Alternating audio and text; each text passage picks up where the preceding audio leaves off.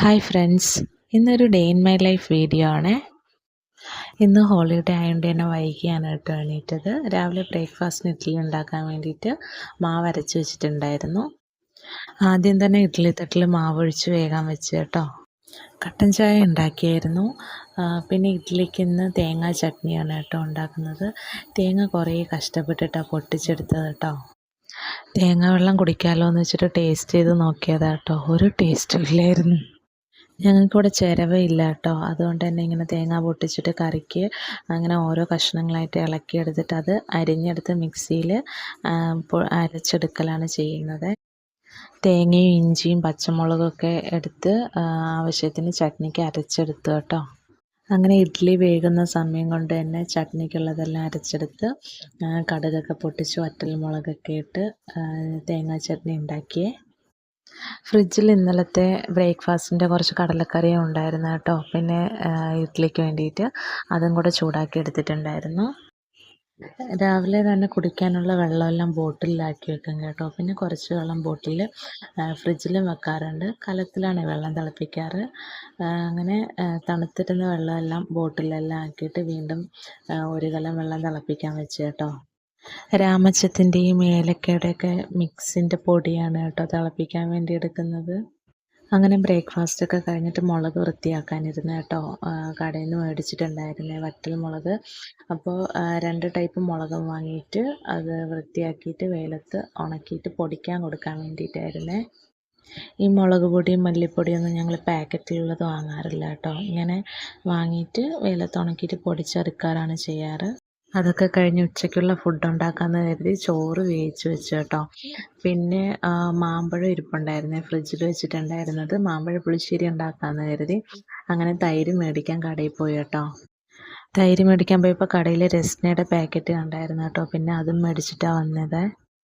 പഞ്ചസാര പാക്കറ്റിൽ വെച്ചിരുന്നതിൽ ഉറുമ്പ് കയറിയിട്ടുണ്ടായിരുന്നു. അതിനെ വെയിലത്തെടുത്ത് വെച്ചതാണ് കേട്ടോ ഉറുമ്പ് പോകാൻ വേണ്ടിയിട്ട്. അതിനോട് ചേർന്നിട്ട് തന്നെ പുല്ലെല്ലാം നിറയെ നിൽപ്പുണ്ടായിരുന്നു. പിന്നെ അതൊക്കെ കൈ കൊണ്ടെല്ലാം ഒതുക്കി വെച്ചു. ഇപ്പം സമയം ഏകദേശം ഒരു 12 മണിയായി കേട്ടോ. ഇപ്പം നല്ല മാമ്പഴത്തിൻ്റെ സീസൺ ആയതുകൊണ്ട് തന്നെ നല്ല വില കുറച്ചിട്ട് മാമ്പഴം കിട്ടും. അങ്ങനെ ഫ്രിഡ്ജിൽ മാമ്പഴം ഉണ്ടായിരുന്നു. അതെടുത്ത് പാലും കൂടെ ഒഴിച്ചു ഷെയ്ക്ക് ആക്കിയിട്ടുണ്ടായിരുന്നേ. അങ്ങനെ ഞങ്ങൾ 3 പേരും ഷെയ്ക്കൊക്കെ കുടിച്ചു കേട്ടോ. ആയിരയ്ക്ക് ഒരുപാട് ഇഷ്ടമായിട്ടുണ്ടായിരുന്നു. അവളും കുറച്ച് കുടിച്ചു. മാമ്പഴം മഞ്ഞൾപ്പൊടിയും ഉപ്പും കുറച്ച് മുളകൊക്കെ ഇട്ടിട്ട് വേഗം വെച്ചിട്ടുണ്ടായിരുന്നു. മത്തി വാങ്ങിയത് ഫ്രിഡ്ജിലിരിപ്പുണ്ടായിരുന്നേ. പിന്നെ അത് കഴുകി വൃത്തിയാക്കി വരഞ്ഞ് മസാലയൊക്കെ പുരട്ടി വെച്ചു. കിച്ചണിൽ ഞാൻ ജോലി ചെയ്യുന്നതോടൊപ്പം തന്നെ എല്ലാ ജോലിയിലും ഐറയും ഉണ്ട് കേട്ടോ. ഈ സമയം തന്നെ മാമ്പഴം നല്ലോണം വെന്തിട്ട് നല്ല മണം വരുന്നുണ്ടായിരുന്നേ. അങ്ങനെ തേങ്ങയും തൈരും എല്ലാം കൂട്ടി അരച്ചിട്ട് അതിലൊഴിച്ച് എരിവിന് കുറച്ച് മുളക് പൊടിയും ആഡ് ചെയ്ത് കടുകും താളിച്ചൊഴിച്ചു. മാമ്പഴ പുളിശ്ശേരി നല്ല ടേസ്റ്റിൽ കിട്ടിയിട്ടുണ്ടായിരുന്നു കേട്ടോ. മത്തി നല്ല മസാലയൊക്കെ പിടിച്ചിരിപ്പുണ്ടായിരുന്നു. പിന്നെ അത് ഫ്രൈ ചെയ്യാനായിട്ട് വെച്ചു. കുറച്ച് പാത്രങ്ങളൊക്കെ കഴുകാനുണ്ടായിരുന്നു കേട്ടോ. അതെല്ലാം കഴുകി സിങ്കൊക്കെ നീറ്റാക്കി വൃത്തിയാക്കി. എൻ്റെ ഈ പാത്രം വയ്ക്കുന്ന സ്റ്റാൻഡ് കാണുമ്പോൾ നിങ്ങൾക്കൊരു അപാകത തോന്നാം കേട്ടോ. കാരണം ഇതിങ്ങനെയല്ല ശരിക്കും വെക്കേണ്ടത്. അതവിടെ സ്ഥല സൗകര്യം ഇല്ലാത്തതുകൊണ്ട് തിരിച്ചു വെച്ചതാണ്. അങ്ങനെ കിച്ചണിലെ ജോലിയെല്ലാം കഴിഞ്ഞ് ഡ്രസ്സെല്ലാം വാഷ് ചെയ്യാനുണ്ടായിരുന്നു കേട്ടോ. അതെല്ലാം അലക്കിയിട്ടു. അങ്ങനെ അലക്കൊക്കെ കഴിഞ്ഞു. ഞാനും കുളിച്ചു. ഐറയും കുളിപ്പിച്ചിട്ടുണ്ടായിരുന്നു. അത് കഴിഞ്ഞ് ഭക്ഷണം കഴിച്ചു കേട്ടോ. ഞങ്ങൾ നല്ല മാമ്പഴ പുളിശ്ശേരിയും മത്തി വറുത്തതൊക്കെ വെച്ചിട്ട് ചോറൊക്കെ കഴിച്ചു.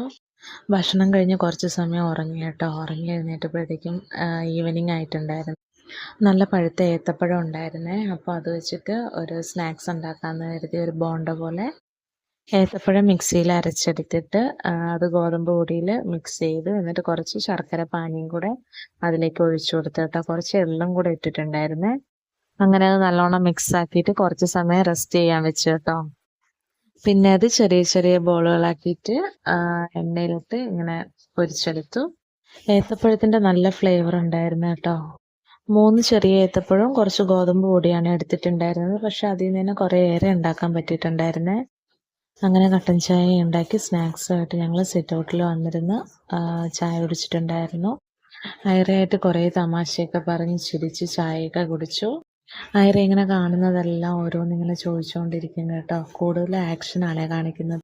അങ്ങനെ ചായയൊക്കെ കുടിച്ചു കഴിഞ്ഞ് ഞങ്ങൾ വൈകുന്നേരം ബീച്ചിൽ പോയിട്ടുണ്ടായിരുന്നേ. ഐറയ്ക്ക് ബീച്ചിൽ പോകുന്നത് ഭയങ്കര ഇഷ്ടമാണ് കേട്ടോ. അതുകൊണ്ട് ഇടയ്ക്കിടയ്ക്ക് ഇങ്ങനെ ബീച്ചിൽ പോയി ഇരിക്കാറുണ്ട് കുറച്ച് സമയം. അങ്ങനെ അതൊക്കെ കഴിഞ്ഞ് ഞങ്ങൾ തിരിച്ച് വീട്ടിലെത്തി. ഇന്നത്തെ വിശേഷങ്ങൾ ഇത്രയൊക്കെയാണ്. അടുത്ത വീഡിയോയിൽ കാണുന്നവരേക്കും ബൈ ബൈ.